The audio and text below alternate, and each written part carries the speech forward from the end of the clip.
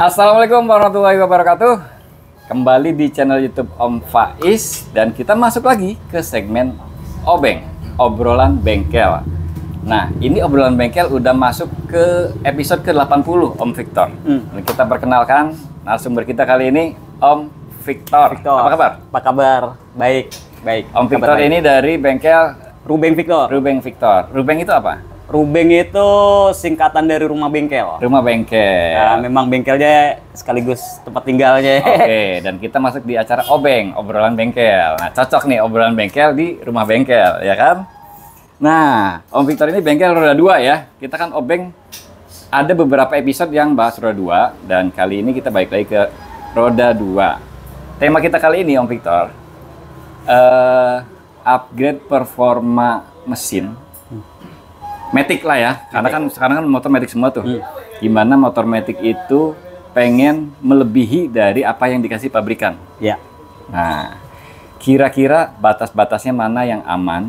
Apakah sampai se-ekstrim apa itu masih tetap aman? Nah, kita mau bahas itu nih. Kan Om Victor kan suka ngulik mesin nih. Iya. Ya kan? Dari beberapa puluh tahun yang lalu, ya kan? Gue masih main layangan, ente udah main mesin. Makanya kita bahas itu ya. Oke, tema kita itu ya, tentang modifikasi performa sebuah motor Matic. Simak sampai habis.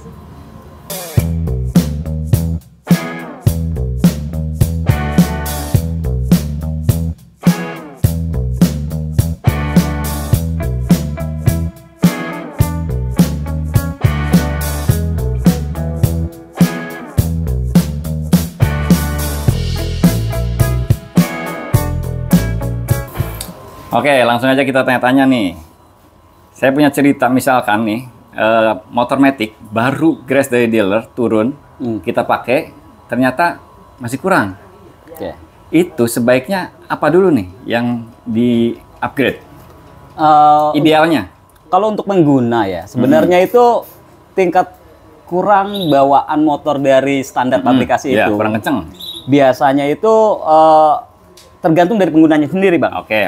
Jadi Beda-beda berarti ya? Beda-beda ya. Oke. Kalau ada pengguna ini memang memerlukan motornya ini digunakan untuk harian, dia butuh akselerasi untuk di kemacetan ya dalam operasional. Oh, stop and go gitu ya? Oke, stop and go.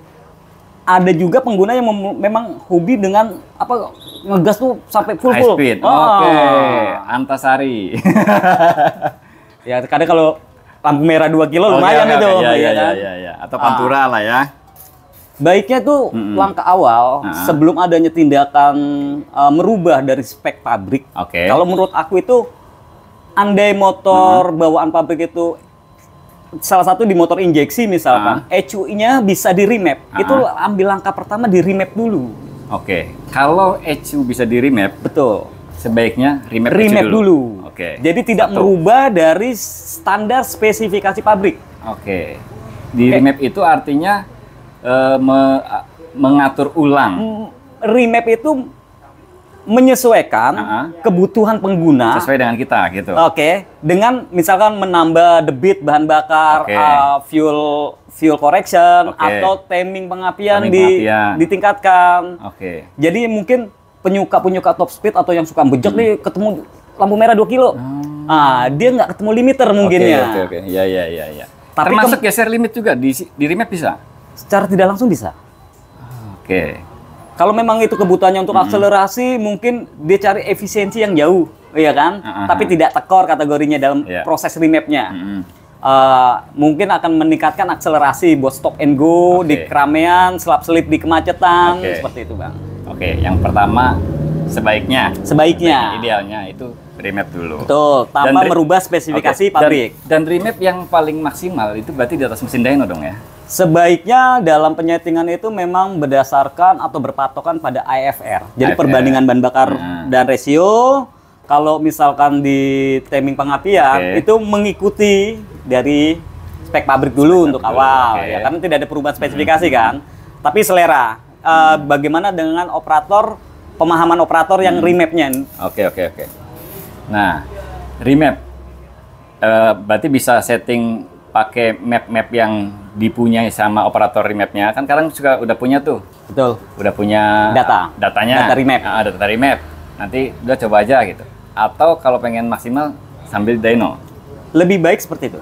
Oke. Dan teman-teman kalau mau dyno di sekitaran Ciputat, ke sini aja nih, ke Rubeng ya, sama Om Victor. Di sini ada dynometer Produk BRT. produk BRT. 50L. Iya. LA. 50 LA. 50 LA. Oke. Oke, lanjut. Misalkan udah remap nih. Masih kurang. Step kedua. Ya.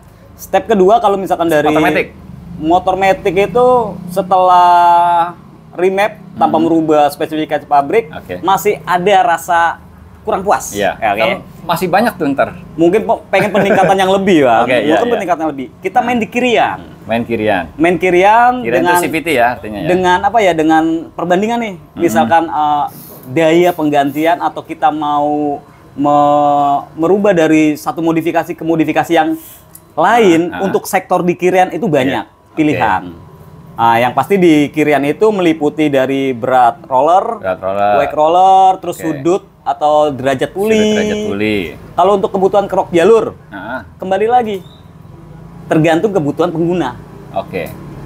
Kerok jalur kalau mesinnya masih limit, sia-sia nggak sih? Sebenarnya kalau mesinnya masih limit, nggak perlu. Nggak perlu kerok jalur karena kerok jalur itu berfungsi untuk putaran atas pastinya.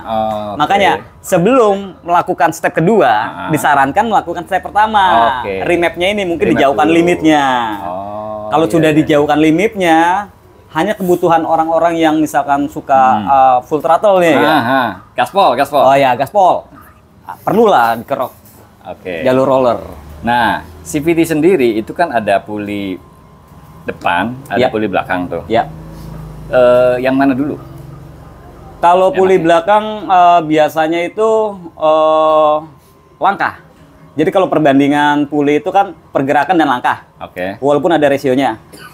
Dari berat roller, derajat roller, sampai sejauh kerok rumah roller, itu cara tidak langsung menggerakkan mekanis puli belakang.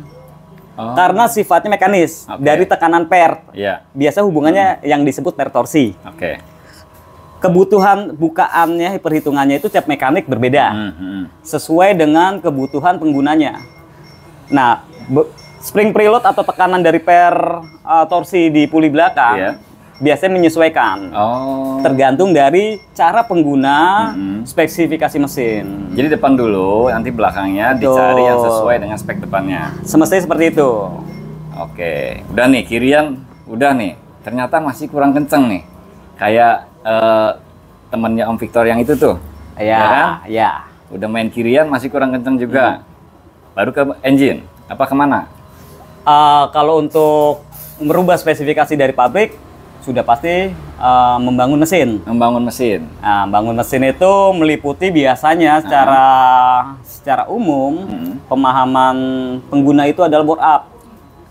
Padahal nggak melulu ya. Semestinya dalam sebuah rancang bangun mesin itu tidak berpatok sama bore up aja. Harus meliputi atau mengikuti peranan part-part yang pendukung yang lain. Nah, ini banyak terjadi seperti itu. Jadi orang hanya berpatokan dengan bore up sudah dapat maksimal. Sebenarnya tidak juga. Kalau nggak dibantu oleh part pendukung yang lain.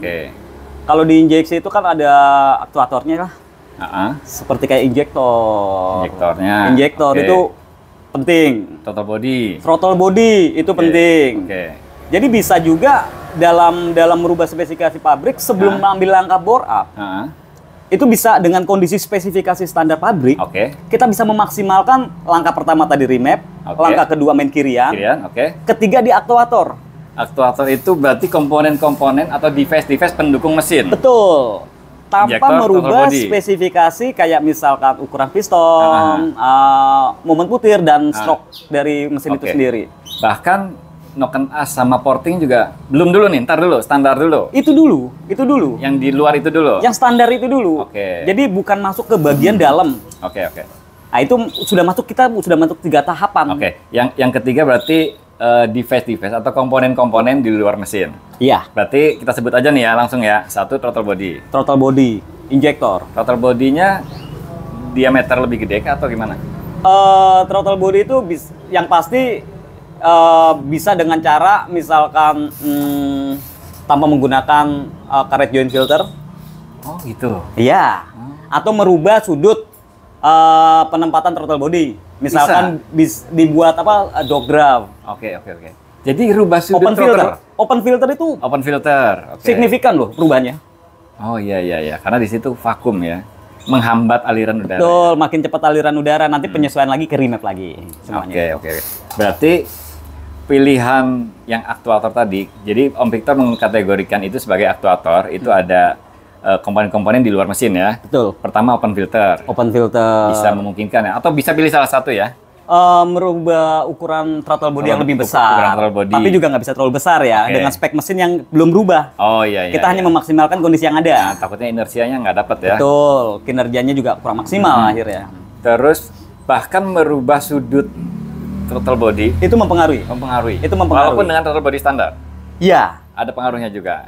Tapi kalau kita merubah yang namanya melepas filter udara, air cleaner ini udah pasti ada konsekuensi dari pengguna juga. Seperti kayak misalkan pasti timbul lebih mudah kotor. Lebih mudah kotor throttle body-nya. Itu ada proses mungkin servis untuk throttle body mungkin lebih cepat. Jadi lebih sering lah. Iya, itu sebenarnya pilihan sih. Itu harus dipahami lah ya konsekuensinya.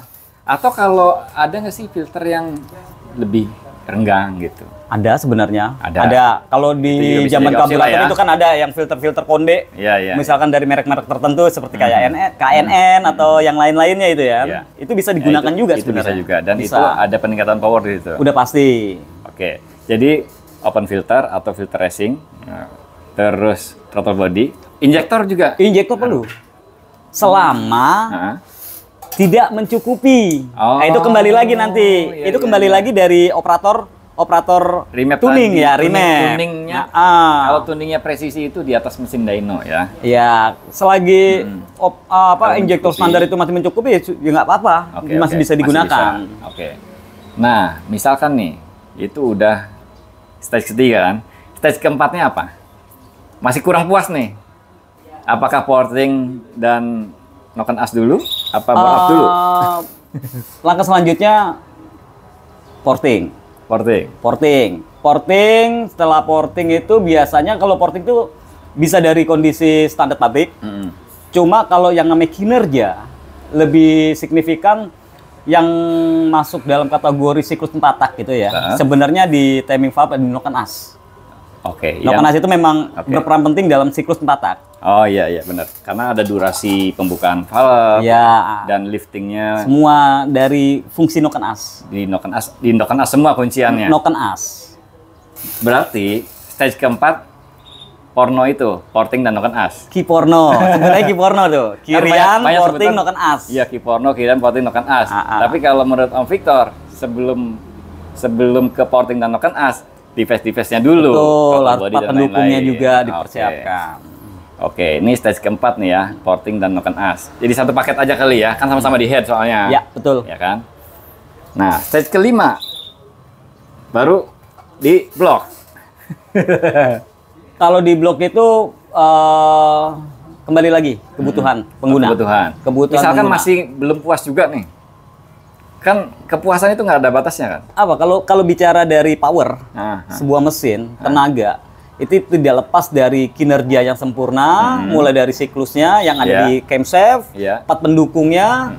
Salah satu dari itu semua untuk meningkatkan tenaganya, meningkatkan kompresi misalkan. Tapi dari meningkatkan kompresi dengan kapasitas masih standar nih. Betul. Bisa naikin kompresi dulu. Dengan ukuran piston standar nih. Kita rubah menggunakan kompresi yang tinggi. Tapi ada konsekuensi dari penggunanya seperti penggunaan bahan bakar yang jauh, ronnya lebih tinggi. Oke, jadi naikin kompresi. Misalkan berarti ganti piston jenong gitu atau gimana? Piston jenong atau misalkan kalau misalkan silinder bloknya itu bisa di oversize, mungkin ambil oversize tertingginya dari standar pabrik, di oversize 100 dari 0 misalkan. Itu masuk kategori bore up dong. Belum. Kalau bore up itu adalah bore up. Yang dimaksud bore itu sebenarnya up. Bor kita angkat, itu adalah linear. Kita ganti boring. Jadi kalau pabrikan itu pasti menyediakan untuk piston pengganti oversize. Bukannya bore up. Jadi itu yang dimaksud bore up itu banyak yang salah kaprah. Betul. Ya. Baru oversize 100 udah ngerasanya bore up. Itu bukan. Itu oversize. Oke. Bore up. Bor itu apa sih? Boring. Boringnya diangkat. Nah, diganti dengan ukuran yang di luar standar pabrik, ukuran pistonnya. Oke. Nah, sebelum ke porting tadi kan stage keempat itu, stage keempat apa ketiga ya? Yang device itu ketiga. Device itu stage ketiga. Iya. Device itu kan kita balik lagi boleh ya? Iya. Ke stage ketiga. Itu kan device yang dibahas sama Om Victor, itu adalah input semua. Betul. Output juga ada dong device. Termasuk knalpot. Gas buang ya kan? Nah, kembali lagi, kalau kita kembalikan lagi ke awal, selama tidak ada metode untuk remap, semua ini tidak akan bekerja secara sempurna untuk kinerja mesin. Oke. Misalkan, apalagi adanya penggantian knalpot, perlu yang namanya tuning atau remap untuk lebih maksimal. Andai tanpa adanya remap, kita gunakan knalpot yang free flow misalkan dari produk yang ada misalkan, itu bisa meningkatkan kinerja dari mesin. Tapi untuk nilai maksimalnya kemungkinan yang paling belum dapat. Itu peningkatan udah pasti ada, tapi lebih signifikan lagi kalau sambil dituning. Karena dalam perubahan apapun dari kondisi mesin itu harus ada penyetingan ulang lah sebutannya. Jadi ganti filter open filter, ya. Ganti total body, remap, ganti knalpot, remap. Betul. Jadi knalpot itu masuknya di stage 3 ya, karena device di luar engine ya. Masuk di kategori misalkan di sebelum main kirian bisa. Oh gitu malahan? Bisa. Jadi sebelum main kirian di kedua malahan. Di kedua bisa. Atau dari kondisi standar kita pasang knalpot terus di remap masuk. Jadi bisa masuk di pertama, di kedua remap dengan kondisi standar, terus setelah itu peningkatan knalpot misalkan. Ini masih spesifikasi masih standar pabrik kiriannya. Pokoknya yang di luar mesin ini bisa ditukar-tukar lah ya. Bisa. Mana duluan silahkan ya. Yang penting jangan ke mesin dulu. Betul. Oke. Jadi mau kirian dulu, mau knalpot dulu, apa throttle body dulu atau injektor dulu, itu boleh. Yang penting jangan ke mesin dulu. Betul. Kalau masuk ke mesin baru stage yang berikutnya ya. Betul. Dan itu porting sama noken as dulu. Iya. Terus naikin kompresi. Masih kurang juga. Oversize. Rancang bangun mesin itu udah tindakan kalau saya bilang. Walaupun rancang bangun mesin ini pilihan juga. Dalam arti rancang bangun mesin itu seperti apa sih? Kembali lagi pengguna. Dia lebih suka overbore atau long stroke. Karena memang ada beberapa tipe dari motor, kalau misalkan kita kasih overbore yang berlebih, top speednya berkurang. Atau bisa dikatakan kalau misalkan nanti di running di dyno gitu kan, di tes di dyno, HP nggak sinkron dengan torsi. Itu mungkin perbandingan dari rancang bangun dari tiap mekanik yang tidak tidak tepat, kurang tepat antara memberi ukuran besarnya piston dengan stroke yang ada.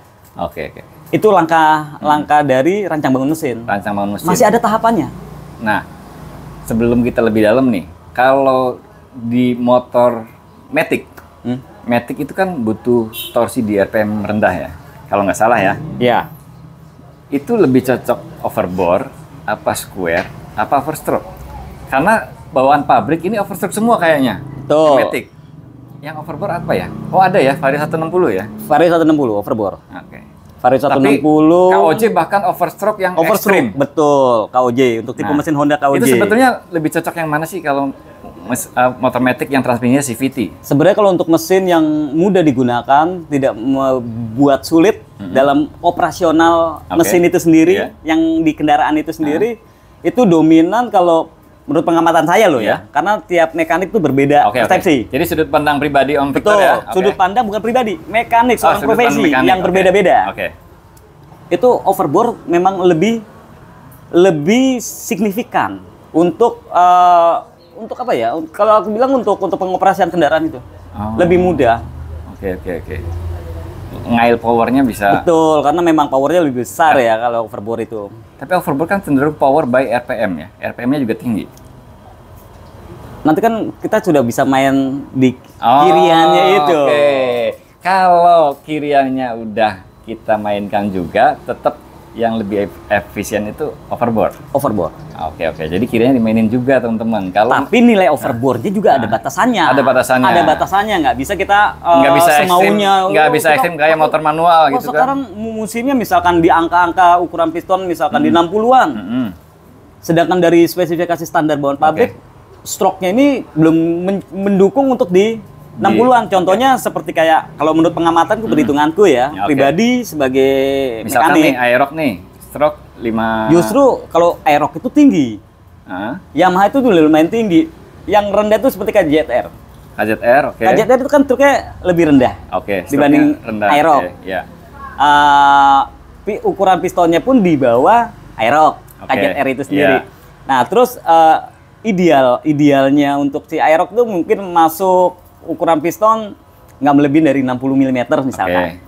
Sedangkan Aerox dijajelin sampai 63. Aerox sampai 63 masih bisa mendukung. Masih bisa mendukung. Kalau untuk perbandingan antara Aerox dan KZR dengan stroke standar pabrik, KZR ini dimasukin 63, atasnya nggak seperti Aerox. Udah nggak efisien ya? Kurang. Udah kurang. Jadi itu pun biasanya setiap mekanik atau ya teknisi itu punya perbandingan tersendiri, punya uji coba sendiri ya.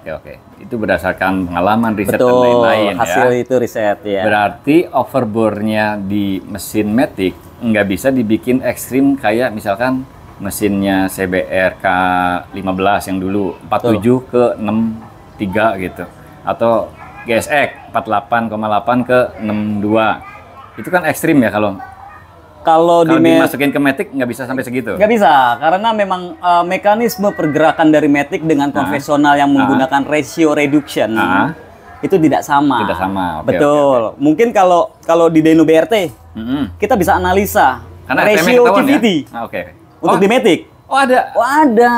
Di produk BRT, Dyno testnya BRT itu ada analisa ratio CVT. Ratio CVT. Nah, sedangkan umumnya seorang mekanik itu memahami ratio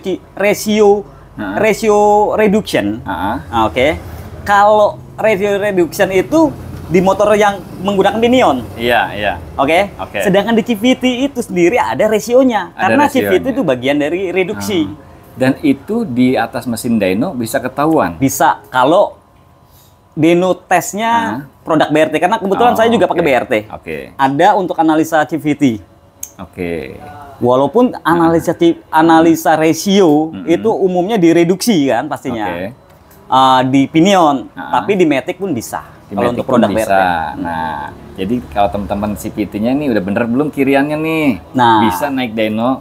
Betul. BRT. Lebih baik seperti itu. Jadi nggak cuma feeling aja gitu. Menentukan seberapa besar sih daya tenaga mesin yang sudah ada. Apa CVT dengan derajat yang biasanya suges ya.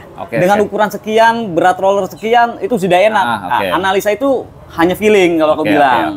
Lebih baik itu ditesnya di atas mesin dyno. Di atas mesin dyno. Jadi selain output powernya yang di record, yang direkam, bahkan rasio CVT-nya pun bisa ketahuan. Reduksinya. CVT-nya. Tuh ya. Jadi stage yang terakhir itu bangun mesin ya. Bangun mesin ini ada tahapannya lagi tuh. Sudah pasti. Apa board up dulu, apa stroke up dulu? Kalau itu kan kembali lagi kebutuhan. Kembali ke kebutuhan. Karena semakin besar kita memodifikasi atau menggunakan ukuran-ukuran yang besar dari standar motor yang mau kita bangun, itu tidak mungkin meleset dari penggunaan part. Kelayakan part yang digunakan. Kelayakan part. Contohnya seperti kayak salah satu produk nih, misalkan di piston lah. Piston. Piston itu ada yang casting piston, hyper casting. Ada yang forget piston. Nah, untuk dua kualitas dari part piston ini sesuai kebutuhan yang tidak luput dari budget pengadaan dalam rancang bangun mesin. Dari budget, dari penggunaan juga. Ya, nantinya mau dipakai apa motornya gitu. Kan pengguna sendiri kan ada yang ekstrim, ada yang biasa-biasa, tapi menyukai power yang lebih dari standar gitu kan. Nah, bisa nggak sih mesin yang udah dirancang ulang, misalkan stroke up iya, bore up iya, tapi dipakai harian, Masih aman? Bisa nggak? Selama ini itu bagian dari hal yang paling penting dalam rancang bangun atau membuat mesin yang standar kecil jadi punya kemampuan yang lebih besar. Itu standar kualitas rancang bangun seorang mekanik. Oh, justru itu tantangannya mekanik. Iya, karena harusnya tidak ada perbedaan antara mesin dari pabrik yang standar dengan peningkatan dengan cara membongkar atau memperbesar ukuran-ukuran mesin. Fungsinya. Itu tidak ada perbedaan harusnya. Dengan salah satunya misalkan hidup starter normal. Idle juga stabil. Digunakan macet-macetan nggak overheat. Digunakan dengan kecepatan misalkan umum di jalan-jalan yang kecil padat misalkan 20-30 nyaman. Kita speed dengan kondisi jalan yang yang kosong yang luas gitu kan bisa punya kemampuan lebih dari standar. Tapi semua itu bisa harus kembali lagi dari pemiliknya karena memerlukan yang namanya perawatan. Jadi harus diskusi dulu rancangannya dan bahkan perawatannya juga. Betul, termasuk perawatannya karena sudah pasti.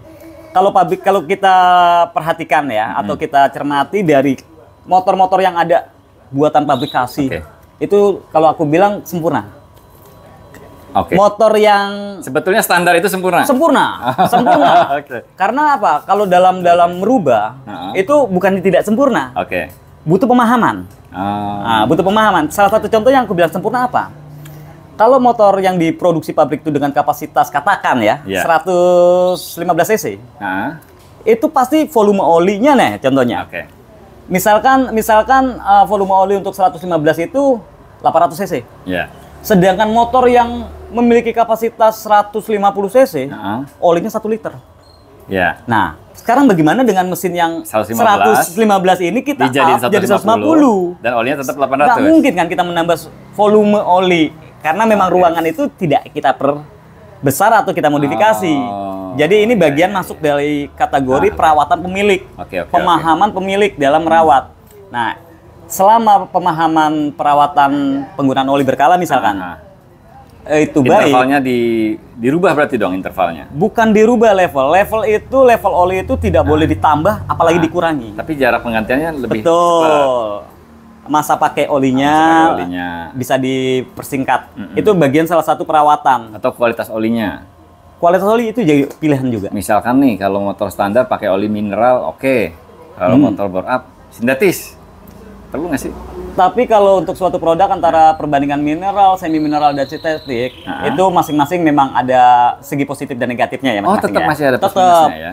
Cuma kan ada biasanya yang lebih berperan penting itu bukan formula. Ada sebagian pengguna atau mekanik berpatokan sama viskositas kalau untuk di oli. Tapi kalau aku pribadi, aku lebih dominan berdasarkan API service atau JASO. Karena itu memang tabel yang memang sudah ada riset dari produk oli. JASO itu kan JASO, Japan Asosiasi Standar Oli. Amerika API, Amerika Petroleum Identity. Mereka tuh punya riset dari penggunaan oli dengan viskositas ini berbasis oli apa formulanya untuk kebutuhan mesin seperti apa. Nah, sedangkan kalau mesin yang kecil kita adakan suatu peningkatan, merubah. Ini kan kerjanya secara tidak langsung kan berat. Lebih berat, Pasti dong.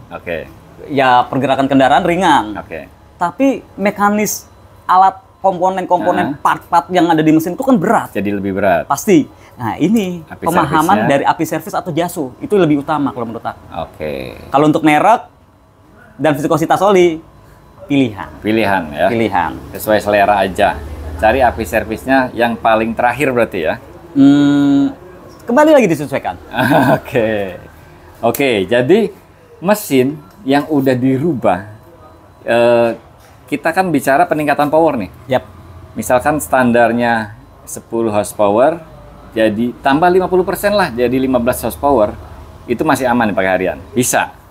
Memungkinkan. Bahkan kalau ada peningkatan sampai 300% pun aman. Oh gitu? Oke. Jangan cuma 50%. Jangan cuma 50%. 300% pun aman. 300% pun Tapi aman. kembali, Ya? Oke. pemahaman si pemiliknya bagaimana cara merawat. Kalau masalah menggunakan, kita anggap pengguna itu sama rata dah. Dia bisanya make. Oke. Nah, itu ya teman-teman tentang upgrade performa dari sebuah motor matic. Nah, buat teman-teman yang mau upgrade performanya, mau konsultasi dulu biar nggak salah, biar nggak membahayakan atau fatal, ya kan? Kadang kan belum apa-apa udah stroke up. Iya, betul. Nah, itu kan urutannya salah atau tidak sesuai malah dengan kemauan. Betul. Ya kan? Itu boleh konsultasi dulu ke sini nih, ke Rubeng Victor. Rumah Bengkel Victor. Ini alamatnya di mana? Ini kalau posisi bengkel saya itu di daerah Jombang ya, Jombang Ciputat ya. Jombang Ciputat. Tapi kalau di alamatnya itu di Jalan Mutiara, di Perumahan Mutiara, Villa Mutiara. Villa Mutiara. Okay. Oh, Sawah Baru dong ya? Sawah Baru. Sawah Baru. Itu masuk kelurahannya Sawah Baru, kecamatannya Ciputat. Oke, cari aja di Google Map. Ada nggak? Di Google Map ada. Ada di Google Map ada ya? Rubeng Victor. Rubeng Victor. Rubeng Victor. Main aja ke sini ya. Boleh kenalan sama Om Victor. Nanti nomor kontaknya Om Victor ada di kolom deskripsi. Nanti kita lanjut lagi ya. Siap. Masih panjang pembahasannya. Siap. Karena ini udah setengah jam lebih. Jadi kita sudahi dulu obrolan bengkel episode ke-80. Sampai ketemu lagi di obrolan bengkel episode berikutnya. Thank you Om Victor. Oke. Makasih banyak udah nonton. Wassalamualaikum warahmatullahi wabarakatuh.